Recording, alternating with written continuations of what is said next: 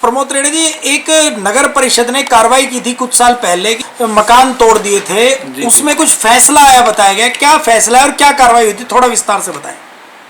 नगर परिषद का कार्रवाई जो है ना हमेशा इस तरह की रहती है जैसे खुद की भाई हो गया ना काका लिखनिया, घर की भाई काका लिखनिया। इसी तरह से नगर परिषद जहाँ चाहती है वहीं पे जा कर के किसी को भी खदेड़ देती है, किसी के सील लगा देती है, कोई भी कार्रवाई 2 मिनट में कर देती है। इसमें कहीं पे भी वो रूल को फॉलो नहीं करते, without follow the rule of municipal act वो कार्रवाई करते हैं। ऐसे ही नगर परिषद जो है अभी 2021 के अंदर रघुनाथपुरा पहाड़ी पर रह रहे सैकड़ों लोग जो पीढ़ी दर पीढ़ी से वहाँ पे शांतिपूर्वक रहते आए हैं, बगैर किसी दखल अंदाजी के रहते आए हैं, बगैर किसी हस्तक्षेप के वो रहते आए हैं और उनका पोजीशन लगातार कई सालों से वहाँ पर स्थिर और स्थायी पोजीशन वहाँ पे है, शांतिपूर्वक एक्सक्लूसिव पोजीशन उन लोगों का है।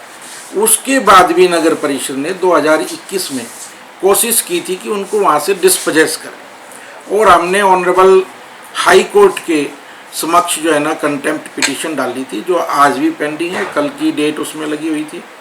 और शूट फॉर डैमेजेस, जो उनका नुकसान उन लोगों का हुआ वहाँ पे, उन लोगों के लिए हमने शूट फॉर डैमेजेस डाला था। अभी शुक्रवार, शायद शुक्रवार को जाकर के उन्होंने फिर से उन लोगों को थ्रेटन किया था, बृहस्पतिवार को जाकर के थ्रेटन किया था कि भाई यहाँ से हटा लो, नहीं तो डेमोलिश कर दिया जाएगा बुलडोज़र ला करके और आपका सारा का सारा ये ध्वस्त कर दिया जाएगा। जबकि ऑनरेबल सुप्रीम कोर्ट ने कई फैसलों में ये कहा है कि ये बुलडोज़र वाली कार्रवाई without following the due process of law you can not dispossess any person. नहीं समझे? तो हमने यहाँ पे ऑनरेबल कोर्ट के अंदर जो है इनका केस डाला था, शूट फॉर परपेचुअल इंजंक्शन सिंप्लिसिटर का, और उसमें इनको रिलीफ मिला है, इसमें इनको स्टे मिला है कि without following the due process of law you could not be dispossess any person who has been live in peaceful possession on that land।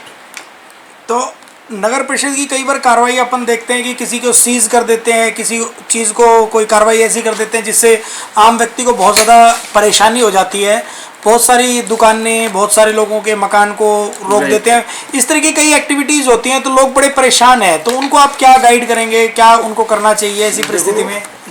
मैं तो सबसे पहले तो सभी लोगों को ये निवेदन करना चाहूँगा कि कानून की जानकारी हर व्यक्ति को होनी चाहिए, क्योंकि कानून जो बनाया जाता है वो जनता द्वारा बनाया जाता है और जनता के लिए बनाया जाता है। कोई भी कानून ऐसा नहीं है जो जनता के राइट का हनन हो जिसमें, लेकिन हमें उन कानूनों की जानकारी ना होने के कारण जो लोग हमारा फ़ायदा उठाते हैं, जो इस तरह के अधिकारी है जो वहाँ पे अपनी मलाई वहाँ पर के खाते हैं, किसी का सील लगा दिया, पैसा लेकर के खोल दिया, इस तरह की कार्रवाई करते हैं। और वो तो चलो छोड़ो, पर्सनल बात मैं कह रहा हूँ, suppose for the sake of argument the property happen to be municipal land, even then the council or the state government cannot take law in their own hand, they never take possession by the force and by the terror।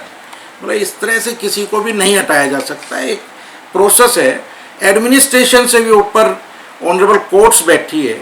अगर कहीं पे नगर परिषद की ज़मीन भी involve है तो वो आकर के कोर्ट में आकर के अपना आवेदन करे। अगर कोर्ट को लगेगा कि हाँ कहीं नॉर्म्स नहीं फॉलो कर रहे वो लोग, तो उनको कोर्ट आदेश करेगा, वारंट ऑफ पोजीशन लेकर के जाके कार्रवाई करे। ऐसे थोड़ी ना कार्रवाई हो सकती किसी पर भी।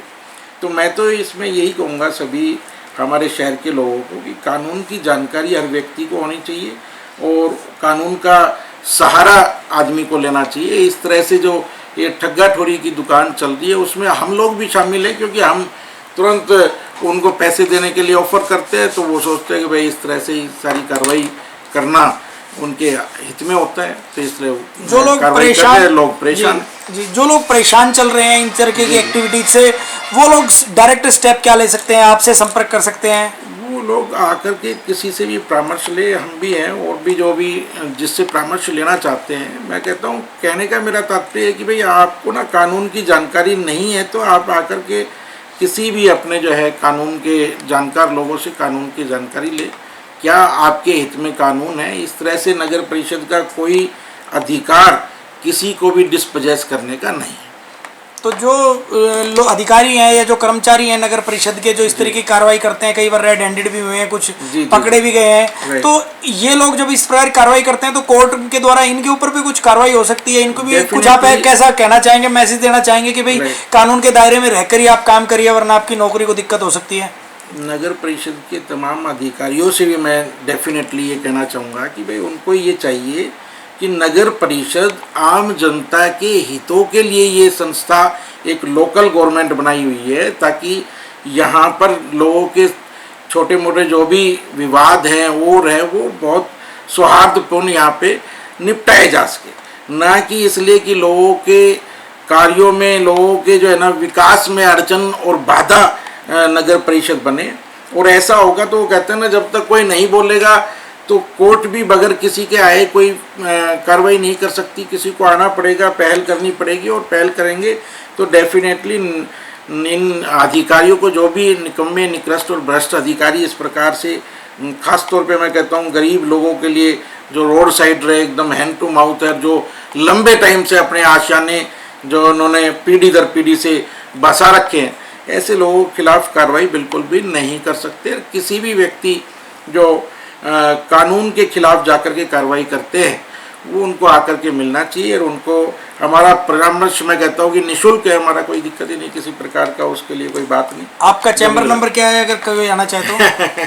चैम्बर नंबर हमारा 70 है, 70 फर्स्ट फ्लोर के ऊपर है। जो लोगों की दिक्कत हो तो आपसे संपर्क कर सकते हैं। ठीक है, हमसे बातचीत करने के लिए और अपनी राय रखने के लिए आपका बहुत बहुत धन्यवाद सर। Thank you sir.